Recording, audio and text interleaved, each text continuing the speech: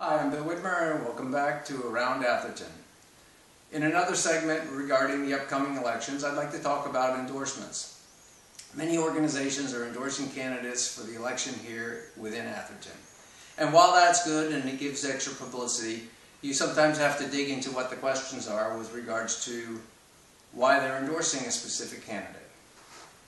Many of the organizations that are endorsing candidates don't pay taxes in this community. They don't even have residents within the community.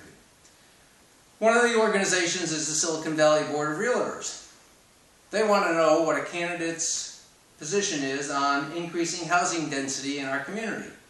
They'd also like to know our thoughts on regarding mandatory historic preservation requirements within the town. Should we change those? They want to know a candidate's position on real estate transfer tax or other point of sales ordinances. And lastly, they'd like to know about ordinances regarding placement of open house signs. So some of these are easy to understand questions, and they'll evaluate the candidates and decide whether or not they would like to endorse them. Of course, a lot of these responses are confidential, and you'll never know if the reason they got endorsed is because they want to change the density in the housing, or they want to change some of our zoning laws. So in this case, you need to press your candidates, if they're endorsed, to perhaps post their responses on the web. Another organization that's posted is the APOA. Of course, we did a segment on them. We know that they have an upcoming contract negotiation. They have some very good questions here.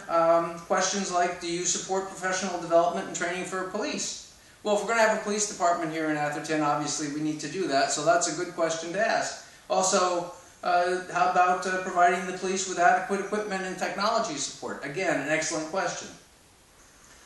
They ask questions on where do you think the police should be compensated, at what levels? They also ask, do you believe in protecting police officers' retirement plans and health benefits regardless of state and city budget deficits? Now that's an interesting question. I'd like to know people's answers to that.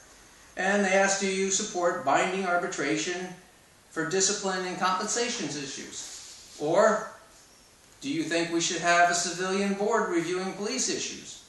So again, these type of questions and the responses that the candidates have are causing them to give their endorsement, but they probably have a lot of good information that you would want to know about the candidates before you give them your endorsement. So thank you again for joining.